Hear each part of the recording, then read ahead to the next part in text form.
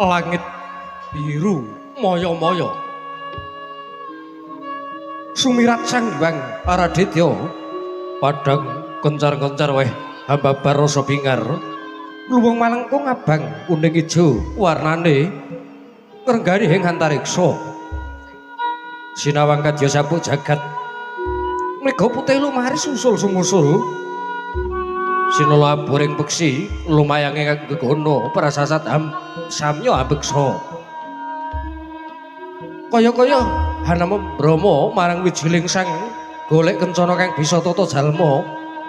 Nenggih putra sang Narendra ing negari Sadapura. Sang Prabu Upasada. Dasar bijil jejaka kang bagus ing warna epek-epekipun timbul serat Raja Kalacakra. Manani sangsaya santosa. Mangkono sinung nama Raden Mandata.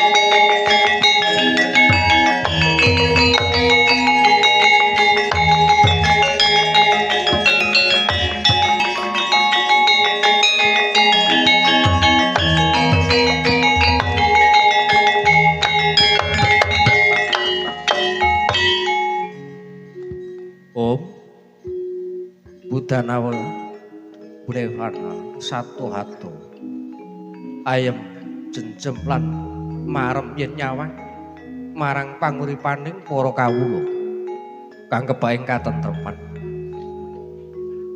urip daya dinayan majinamadan tetunggalan manunggal cipta rasa karsa lan karyane saka enteng kang swasana nganti ndadekake ora krasa wis sepira suwene nggonku ngangklang negara Sadapura. Niti preksa marang panguripaning para kawula. Iki kabeh ya awit saka dawuhing Kanjeng Rama Prabu Upasada ing Sadapura. Ya, aku bakal nerusake nggonku rumahku. Sabisa-bisa madanta kudu nandur kabecikan marang para kawula.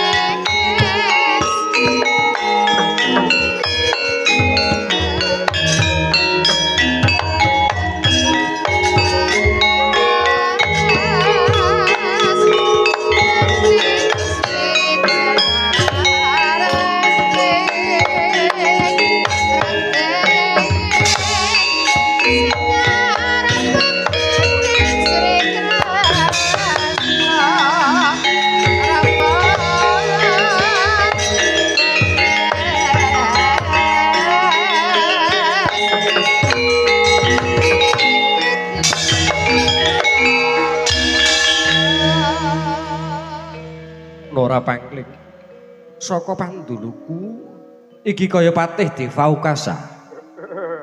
Inggih Raden, bekti kula kunjuk. Yo. Ndak tampa. Ana wigati apa prepeki marang Mandanta patih Devaukasa? Ngaturi kawuningan Raden. Bilih kula mrepeki prapta wonten ing papan menika wonten wigati ingkang kedah kula aturaken kaliyan Raden Mandanta. Ana wigati apa ndang matura patih Devaukasa? Ladalah ngaturi kawuningan Raden. bilih dinten sakmenika ingkang Rama murut ing kasedan Raden.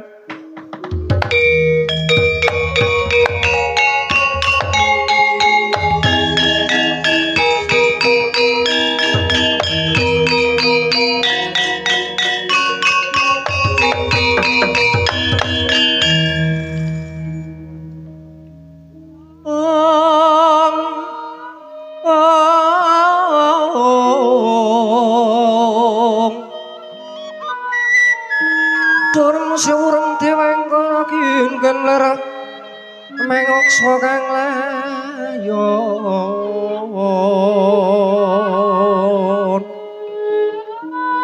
jagat dewa Bathara ya jagat Magestungkara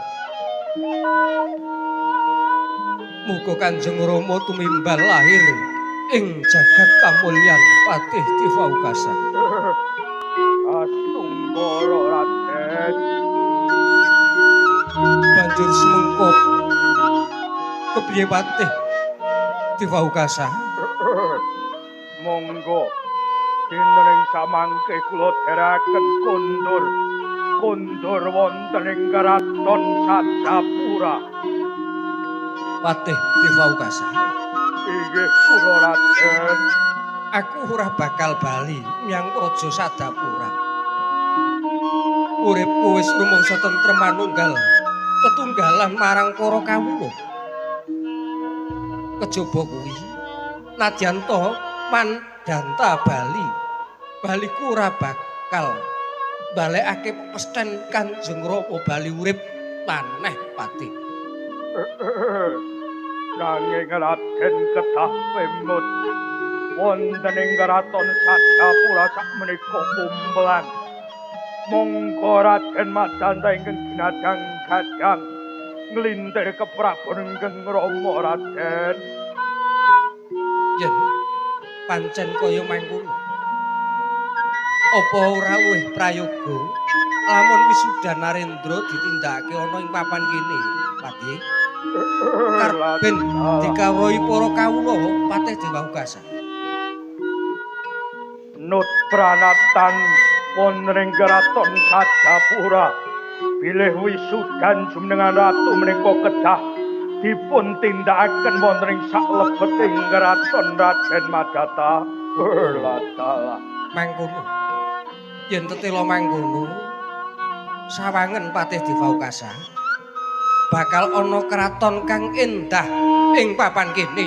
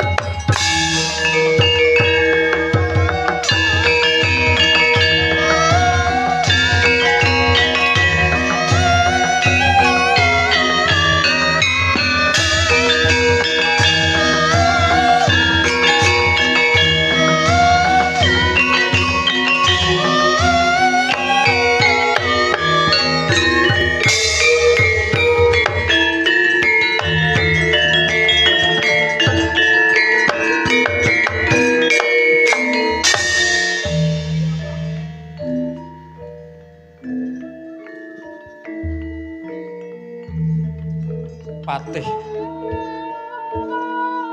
Diwaukasa Kula wonten dawuh Raden lan kabeh para kawula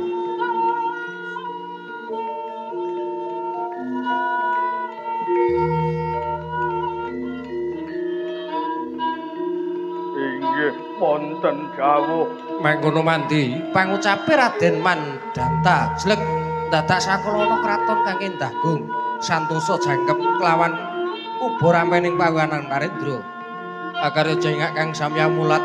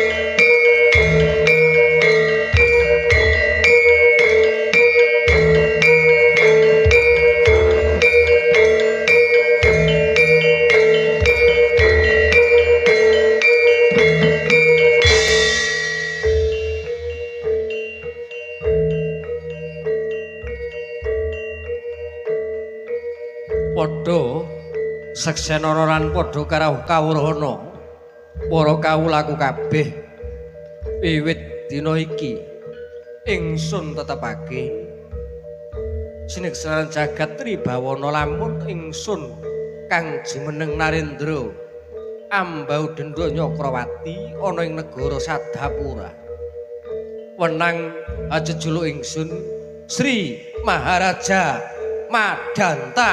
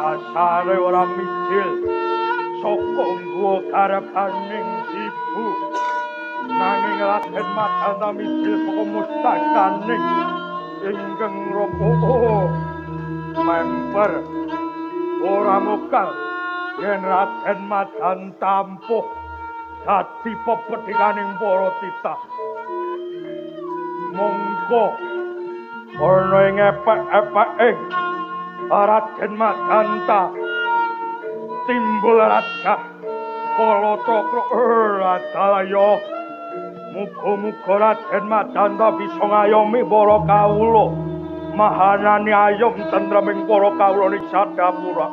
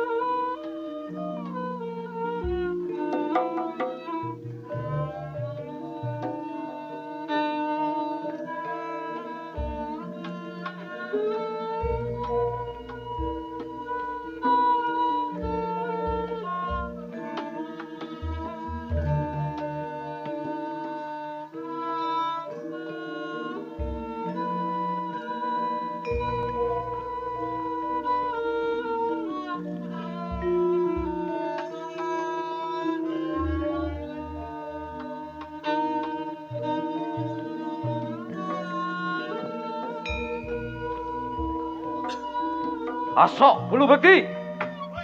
Asok bulu beki.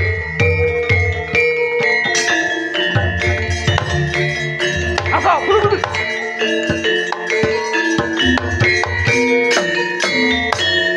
Ayo. Asok bulu beki.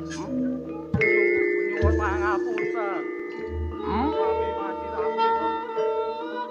Kula dereng gadah. Piye? Kula dereng gadah. Ngerti Puram? Iki wis dadi pranatane Kraton Purwawidya. Kowe kudu asok bulu ketimang Prabu Subana Bandana. Nggih nyuwun pangapunten nanging estu mboten nonton. Barat.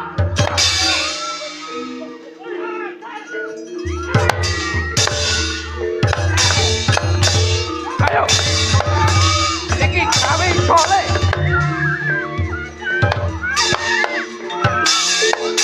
Wih.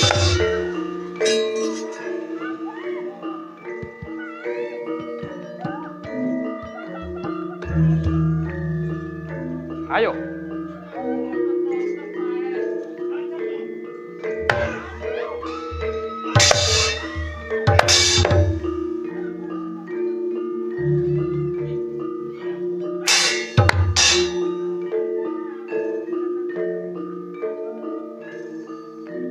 Patani,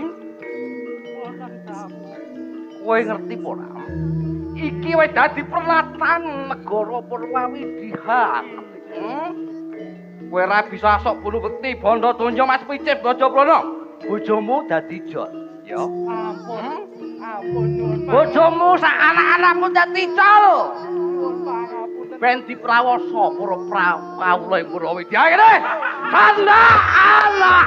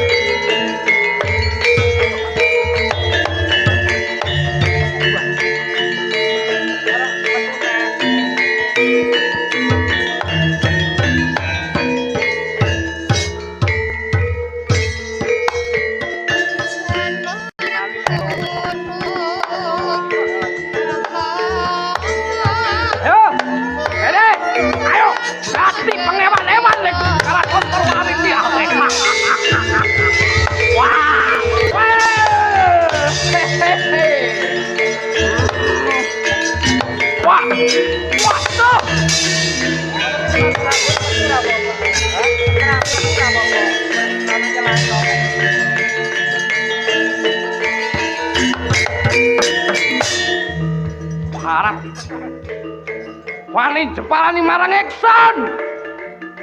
Jerengen gobokmu. Iki Narendra Sadapura.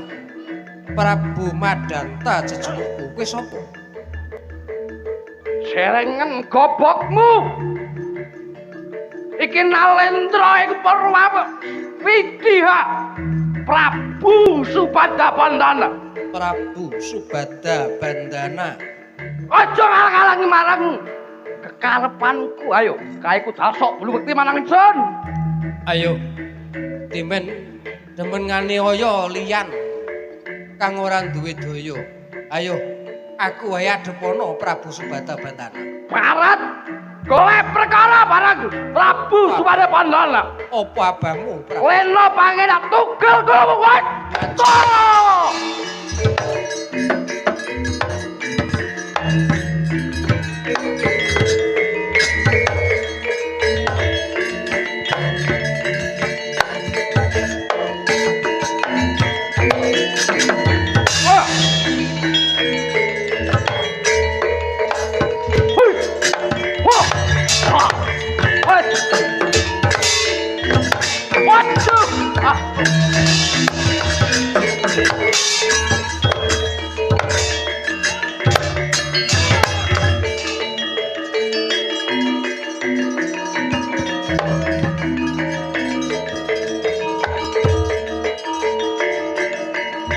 Ayo, maju.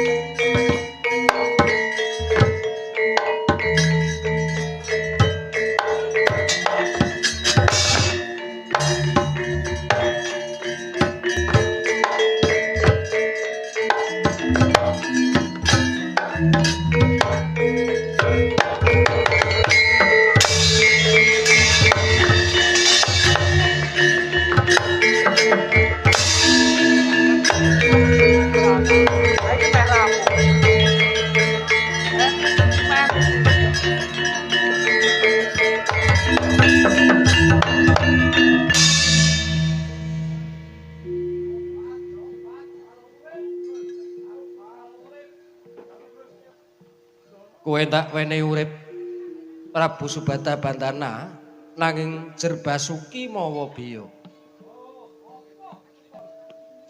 Wiwit dina iki kowe lan sak negaramu pisan kudu teluk marang aku.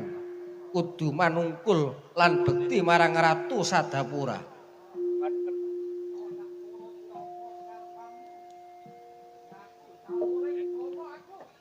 Yo. Ndak culke balya dangkamu Prabu Subada Bandana.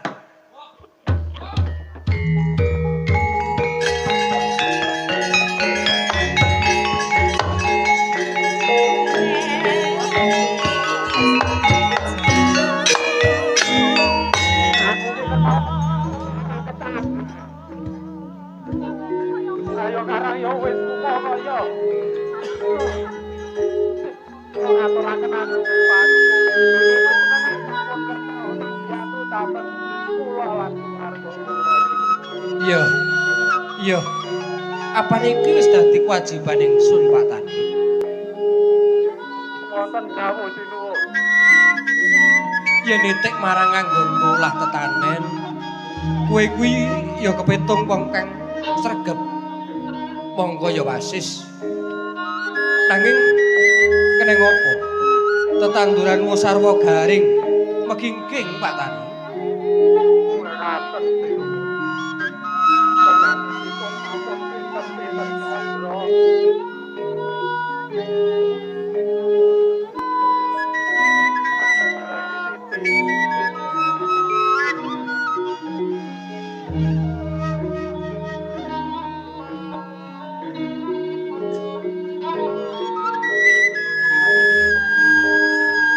Ya, aja sumelang. Mara sawangen apa kang bakal gumelar?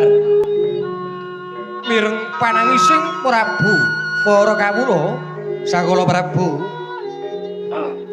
Madanta trenyuh tiasing galih Sang Jina Maharaja Madanta Gyo patrap Smedi tangan kiring den uncupaken tangan kanan haruding mring wiyadi katrimah panyuwune Sang Sri kedadak wonten jawah riwis-riwis dawah ing Bantala Hanyarengi jawah riwis-riwis wonten wiji pari wiji kapas lawe lan sawerane sesandangan dawah saking angkasa anjalare suka jroning nala sorak-sorak gambira pra kawula.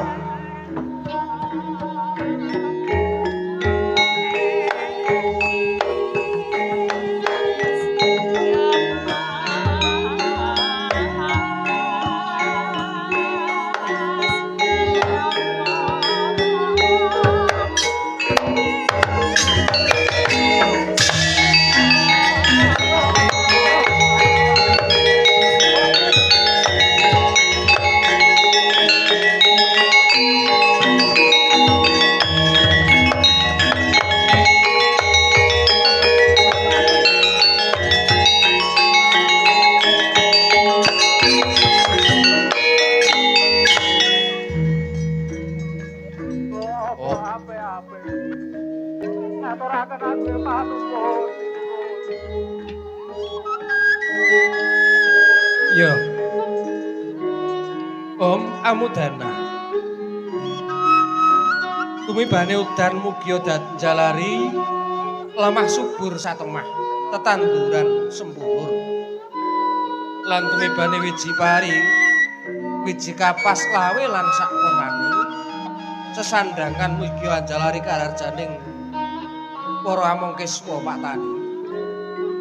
Nggih wonten dawuh sinuwun. Wiji pari wiji kapas lawe lan sak wernané kae sesandangan iki enggal boyongen Bali. Waratakno marang para kawula. Muga murakabi tumrap bebrayan agung. Pak Tani. Nggih wonten dawuh sinuwun. Sing ati-ati para gage budhalo. Nggih manut sinuwun matur nuwun. Ayo dong, karo Pak kawula kabeh. Ayo padahal ape-ape.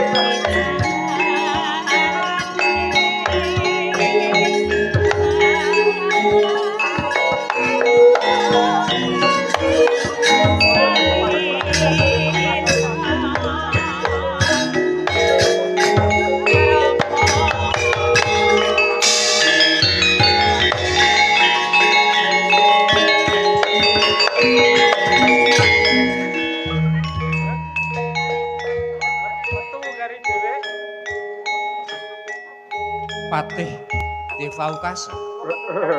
Dalah kula wonten dawuh sinuwun. Kowe ngerti apa sebabe aku bisa muja tumurunge udan lan sak wernaning wiji? Inggih saking katiasan paduka lan prihatos sedaya para kawula wonten ing Sadapura menika Raden sinuwun. Dudu kuwi, Patih. Lajeng menapa? Iki kabeh mung mligi saka kasektening sun lan kawicaksananing sun. Inggih. Ya. Apa sira kurang percaya?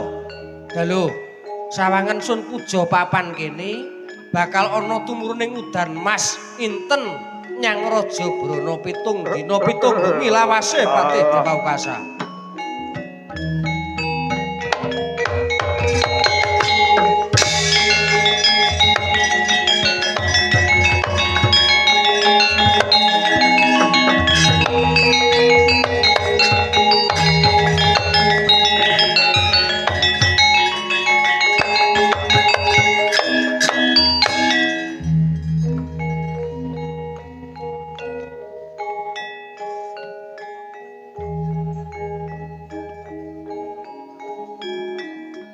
Patih Devaukasa. Kula sinuwun. Wis ngakoni marang kasetening sun. Inggih, sampun. Sampun sinuwun. Patih, Kula wonten jauh. negara Purwa Widya. Inggih. Saiki wis teluk lan manunggal marang ingsun. Iki uga saka daya kastening sun. Semono uga kang mapan ing ana ing iring kulon negara Apara. Inggih. Godania ing iring lor negara utara. Kuru uga wis teluk manungkul marang panjenengan ingsun. Inggih sinuwun. Gunung Wolu uga wis ana tetekemaning ingsun. Gunung Wolu sampun teluk. Ya. Gunung Semeru, Gunung Minindara, Winataka, Aswakarna, Kiri, Gunung Sudarsana, Gunung Kadiraka, Isadara lan Gunung Yogandara. Kabeh wis dadi panguwasane ingsun. Inggih, sinuwun. Sing dadi pitakon ingsun. Apa isih ana negara utawa kraton kang durung teluk ana ngersane Prabu Madanta, Patih? Tasih wonten setunggal ingkang dereng teluk kaliyan Raden Madanta. Lho. Udohna Patih Madanta, Devaukasa. Inggih sinuwun, inggih menika karatonipun Bathara Sakra inggih Bathara Indra wonten ing kayangan ingkang dereng teluk kalian sinuwun Madanta. Kayiwangan Bathara Indra Inggih sinuwun. ya budal Patih. Inggih kula dherekaken sinuwun.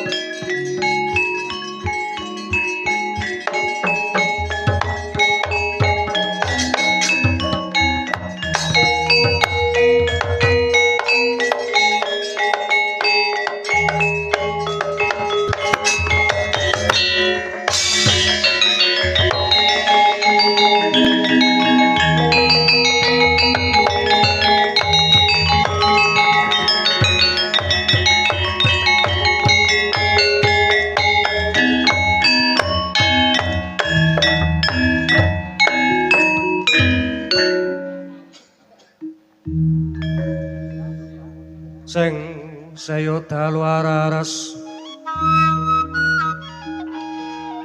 abyor kang lintang kumedhep Marang duwe. di sonyo tengah bumi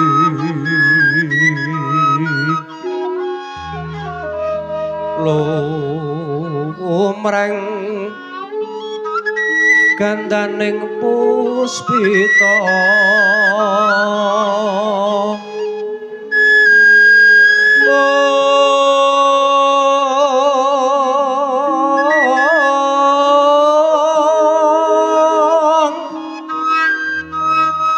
karandyaning putyanira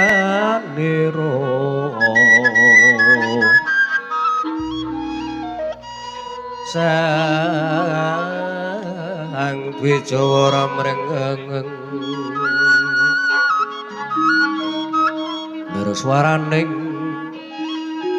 madu branta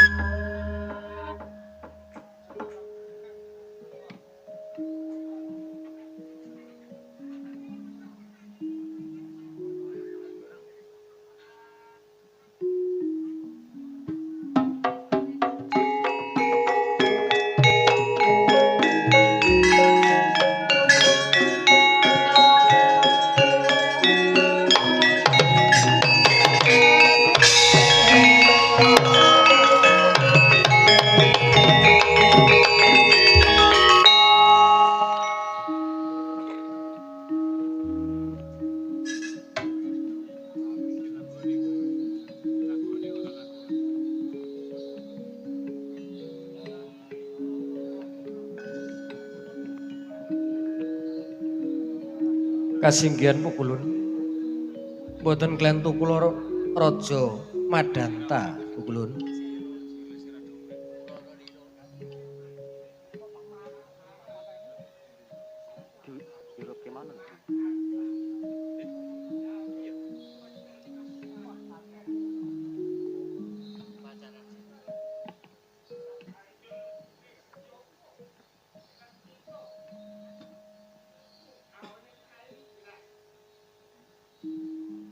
Pukulun waleh-waleh menapa?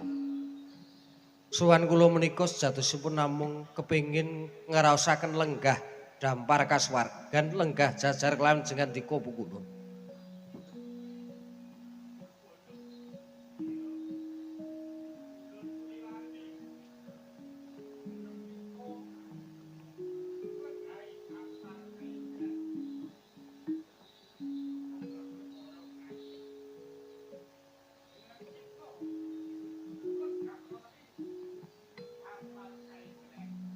Nggih.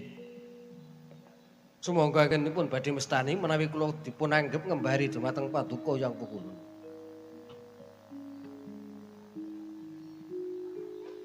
Hamuk, hamuk kayangan, hamuk kayangan.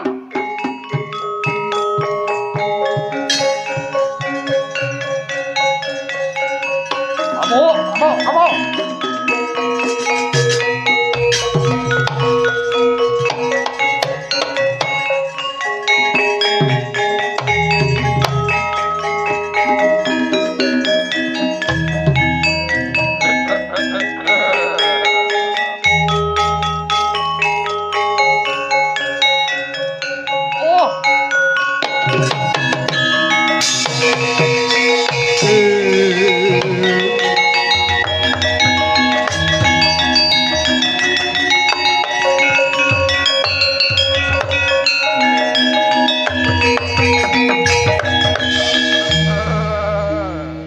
bumi goncang ganjing langit kelap-kelap katon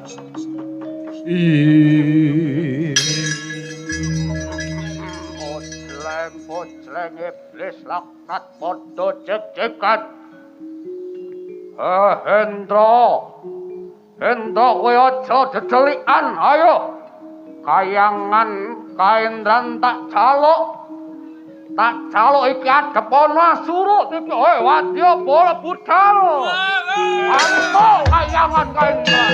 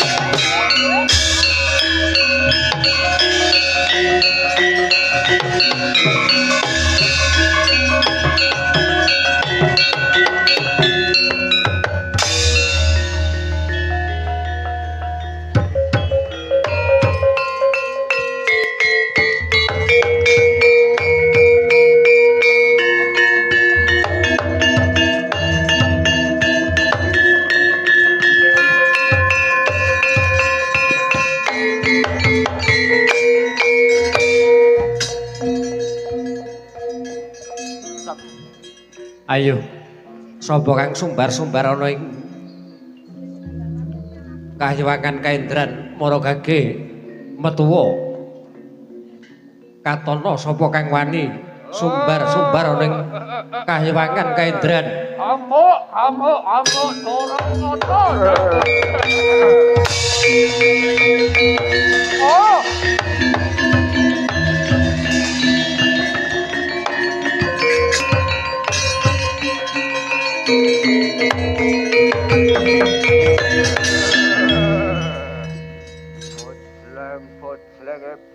Laknat. Sopo iki? Jagoning para dewa, Prabu Madanta, kowe sapa? Rungokno kupingku aku. Prabu Asura Debya. Ayo. Kowe minggat saka papan ngene. Kayangan kaendan bakal bedah tak jeki wong sak wadya balaku. Maju iki tampanana Prabu. Aduh.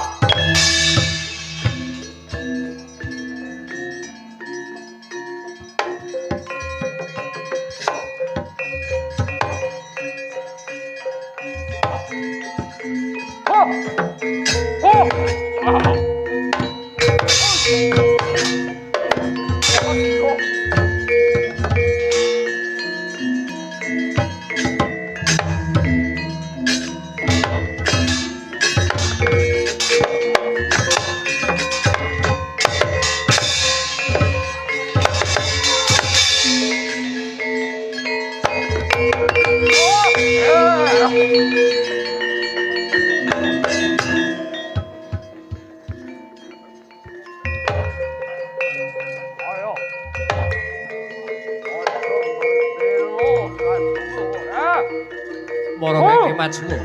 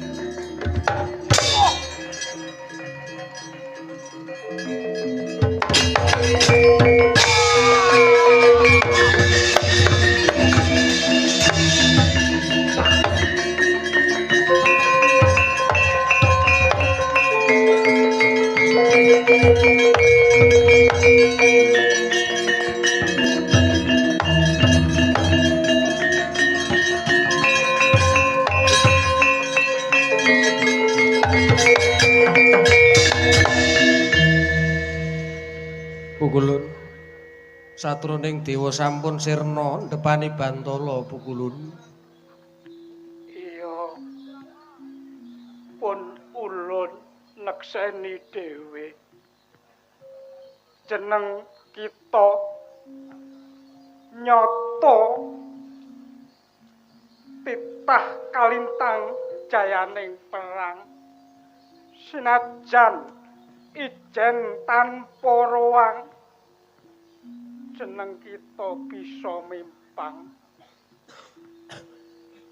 jalari tentrem karahayaning kahyangan ya kaendran kula. Inggih Pukulun. Sawijining narendra menika kedah saged ngayomi lan ngayemi dhateng para kawulanipun. Bener mengkono kula. Nanging sebab napa Paduka Pukulun saged angayomi dhateng para kawulanipun? Menapa Paduka sampun saged angayomi dhumateng kawula Paduka? Buktinipun Paduka mboten saged nyirnakaken reretuning kahywangan. Kepara ingkang saged nyirnakaken reretuning kahyangan menika namung kula, Raja Madanta. Banjur kang ndok karepake kepiye, Pulup? Kulun ketimbang menika mangke dadosaken soraking jagat sedaya kawula sarwa alok lamun ana ratuning dewa ora bisa angayomi dhateng para kawula. Menapa mboten langkung prayogi lamun Paduka Pukulun jengkar kewala saking kahywangan Suralaya panguwaos tunggal wonten ing kahywangan kula suwun jer namung kula ingkang pantes lan trep dados ratuning para dewa. Kula bangsuli malih namung kula ingkang pantes lan trep dados ratuning para dewa. Paduka mboten pantes dadi ratuning para Dewa sang saya swangah sesongaran Raja Madanta kang denesti amung nedya jongkeng kawibawanipun Sang Sri Maharaja Pukulun Bathara Indra ucap kaya wis tumekeng ditiwanci tumibaning pesthi kedadak ana prahara lesus anggegirisi kabuncang Sang Raja Madanta kuntal saking kasuwargan dawah kantaka wonten ing Bantala.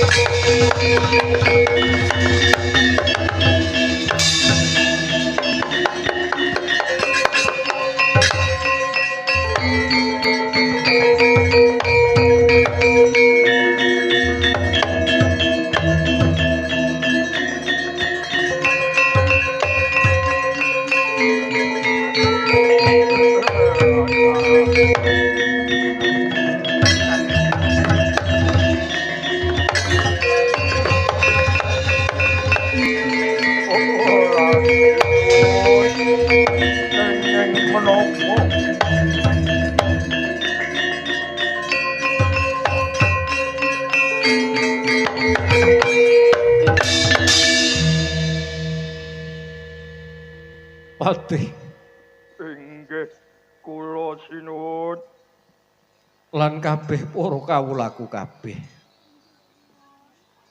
Lelakon ingsun iki muga dadi pepeling satemene kabagyan iku ora merga manungsa kang bisa nguja hawa nuruti karep.